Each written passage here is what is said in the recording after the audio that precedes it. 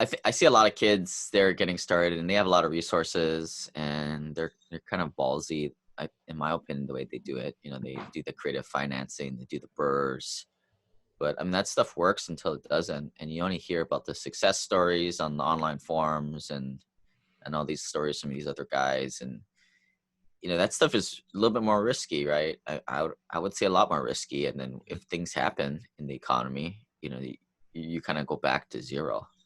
Uh, I mean, I'm not saying that my way is the way to do it, but the way I did it, there was really no risk in doing it my way. I mean, just buy rental properties at cash flow, as simple as that. But yeah, it did take freaking forever. I believe it. No, I think it's important too, because one thing that I think is not talked about is because I get beat back on so many people that have done creative financing, so many people that have done burr, and if you do it the right way, it can work. But what happens is to get those deals and to make those deals work, you're trading time instead of capital. And you could have very easily, the hours you spent finding, putting together that deal, operating that deal, you could have worked at something else, made the money, saved that money, and then invested it into something that just cash flows day one. And I think too often people just look at it as, oh, it's money for free, right? I got creative, so I got free money. I got a free deal. I burdened and I got all my money back for free type of thing. And that's not the case, because it takes a lot of work. It takes a lot of leverage. It takes, a lot of time to find these deals. And like you said, it doesn't always work out nearly as well. In my opinion, it's much more riskier than just buying a deal that automatically cash flows, and you're going to have a lot less risk of that deal going wrong. And oftentimes it's people that are just getting into this game and into this world that are trying to find these creative strategies that don't yet have the knowledge or the experience to recognize where they might be making errors, and their risk just continues to grow because they don't have that experience. The more riskier of a deal you're in, the more at risk you are to mess it up and lose money. Yeah, I think when I advise people what to do, I mean, I just tell them, like, look, you can kind of do the safe, slow and steady race the way I did it and not take too much chances. And we can put it on a spreadsheet and we can be like, all right, you'll be there in 7 to 10 years where where you can probably quit your day job if you're able to save 30, 40 grand a year, buy a rental property every year or so. Or you can do this burr thing, like you said, put sweat equity, take a lot more risk going back to zero at any point, but you'll get there in 4 years. And to me, it's just not worth it. But hey, it's other people's lives. They can do whatever they want. But, And I think choice. 100%. Knowing what you know today, if you were looking back and you were looking back 12 years ago, what would you tell your 12-year-old prior self? Would you change anything, or would you have done something differently? Because I think, I agree. I think that slow and steady wins the race, and people don't weigh the risk reward enough, because people just look at the upside and they never look at the downside. And risk reward is an important part of investing. The way you did it, would you have changed anything, or what advice would you have given yourself 12 years prior? I think I probably would have done the same. I mean, people ask me all the time, what would you have done today, if you knew everything you knew? But of course, that's not a real life question, right? Because you don't know the people. You would have never gotten the opportunity to build a relationship with the network I know now. But if I would have done it again, I probably would have bought a few rental properties at a state, got the gist of it, and then went straight into private placements and syndications and, large multifamilies. But that's all in hindsight. But I would say by getting 5, 10, 11 rental properties, that was kind of a real big pain in the butt, especially to unwind. I mean, I had to sell 7 of them back a couple years ago. I sold a couple of them last year, and I still am trying to unload the last 2 this year. And it's just such a time suck, that stuff. Yeah, I think there comes a time where dollars and returns start to go the other way. So when you first start, you want to maximize returns. You want to maximize the little dollars you have.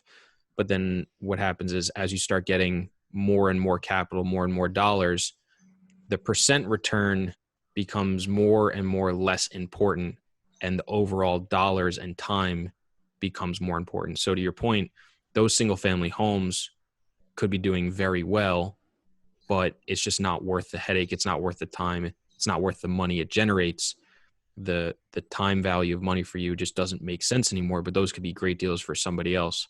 So I think it's directly comparable to when people say, oh, why do these massive funds look for 3, 4, 5% returns? It's because, well, that 3, 4, 5% on, $100 billion is a shit ton of money, and it works. So I think as you kind of move up that hockey stick, I'm sure your outlook changed on a lot of things you were looking at as well, right?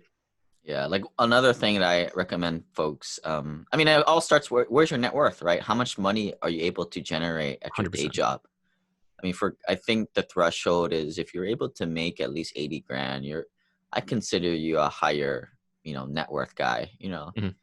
If you're under there, look, I'm probably not the guy to follow and emulate, right? I'm a higher paid professional. Mhm. Engineers, we don't get paid that much. Probably why there's so many damn engineers investing to get out of the rat race. But Sure. if you're above that threshold, certainly above six figures, I mean, don't go buy a duplex, triplex, or quad, right? And I think that's one of the advice I give. It's a shocker because people Mhm. look at it just from a paper standpoint, and the duplex, triplex, or quads, they'll be a little more cash flow generating. The numbers are certainly better. You're going to get higher rent to value ratios on those. But I tell these guys, look, you're not going to hold on to these properties for longer than 5 years. You're gonna sell those things and parlay that into bigger deals and re-leverage your equity. Mhm. And those duplexes, triplexes, or quads, the exit strategy in those are horrible. They're gonna sit on the market forever. And what's worse is you're only gonna be able to sell that to another cheapskate investor. You know, the next one that's born next month or Exactly. next few years.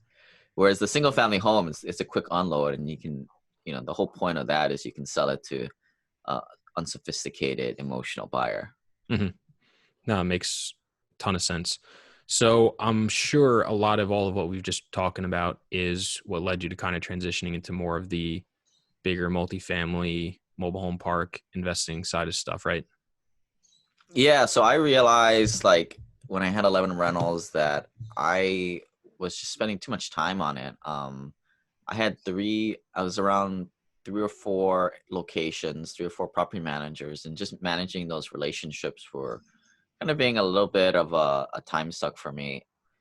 I was having an eviction or two every year Hmm. and some kind of big issue that happened every quarter, which is not bad. I mean, 10, 11 properties probably could have handled 20 or 30 of these things, but 20 or 30 of these properties is not even $10,000 of passive cash flow a Hmm. year. That's just not enough for me. So begin with the end in mind, as they say, and don't do anything that you can't scale to 7 or 8 figures is another thought. Hmm. So that was where mainly I saw other people. I started to join different mastermind groups, and I started to realize what other people were doing out there. And they weren't doing these. I mean, I had this all in my head. I was going to put 10 rental properties in my name, 10 in my spouse's name, get Fannie Mae'd out. And when I got into these rooms with other higher net worth investors, they all thinking that was like the stupidest thing in the world.